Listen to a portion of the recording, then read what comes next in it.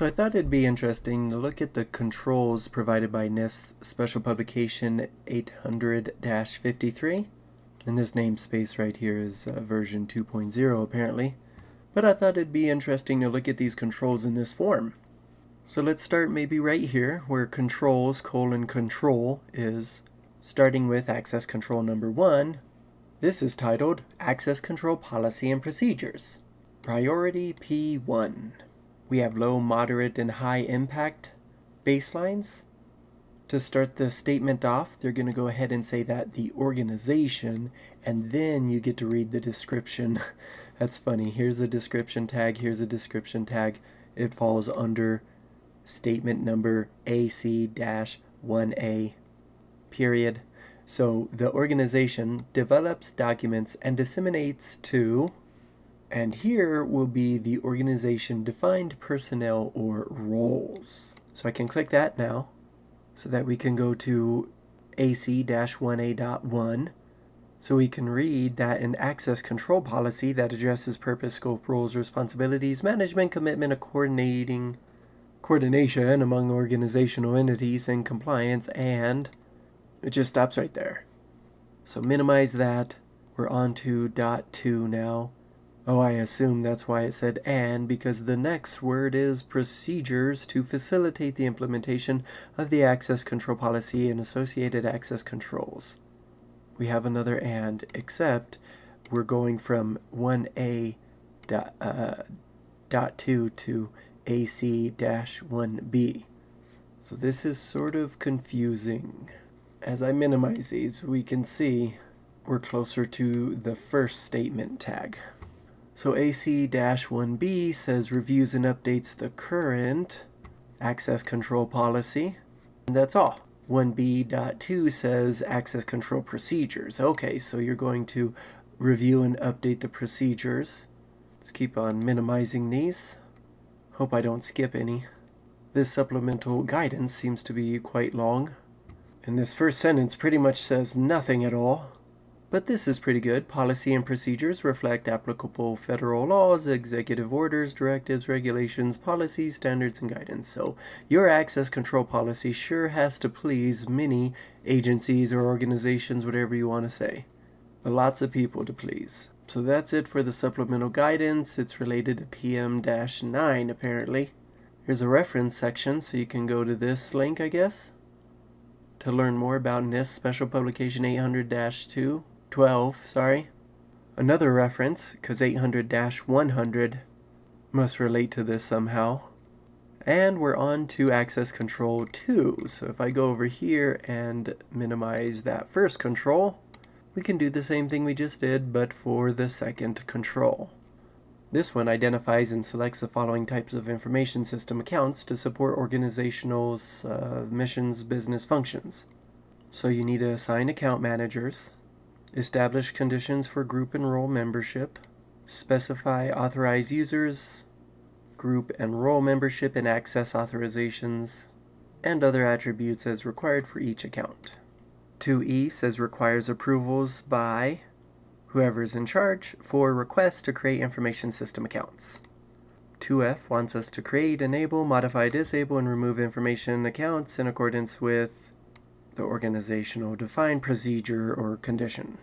2G, monitor the use of information accounts. That's the funnest part to me.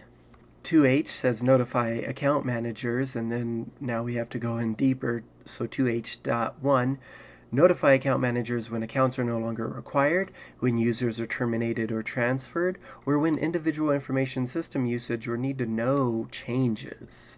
So 2H was pretty thick there. Look at all the statements we've read already. I think this is a lot better than the way I was doing it with the pictures though.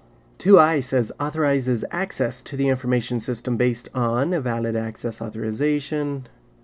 Or you can also base it on intended system usage or other attributes as required by the organization or associated mission business functions.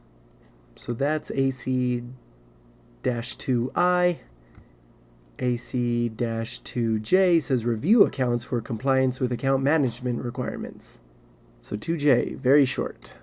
2K says establishes a process like 2K the basketball game, establishes a process for reissuing shared group account credentials. That is, if that's deployed.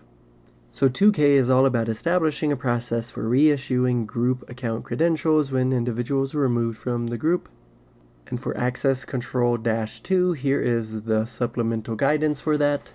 And this one's a bit longer than the last one we read. And there's a long list of things that are related, but not a reference list like before. The title here is Automated System Account Management. We have moderate and high baselines, but nothing that's low. Well, this entire section talks about automation, so it's going to start telling us what needs to be automated. And I like this. They're very specific about how certain alerts can be automated. Okay, I think I understand. So this is just about the automatic part of AC-2. So this is the second way that things need to be automated. The removal of temporary or emergency counts should be moderated as well. Automated and moderated. You need to automate the disablement of inactive accounts. Same with automated audit actions. So we're talking about account creation, modification, enabling, disabling, and removing actions. And doing any of these things should notify, and then the organization determines who is notified. AU-2 and AU-12 is related to this apparently. The organization requires that users log out when, and then the organization defines that. This is what it's related to.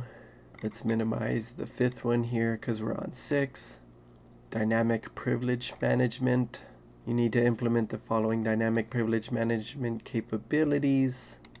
In contrast to conventional access control approaches, which employ static information system accounts and predefined sets of user privileges, dynamic access control approaches rely on runtime access control decisions facilitated by dynamic privilege management. So the user identities may stay the same, but their access needs change.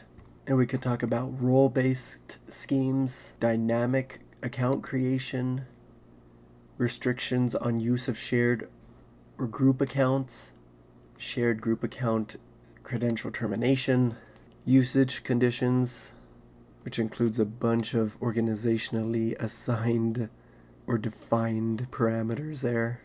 Here's information about account monitoring and atypical usage. Oh, and we have a subsection here for the first time. Monitors information system accounts for, and whatever that is you want to monitor for.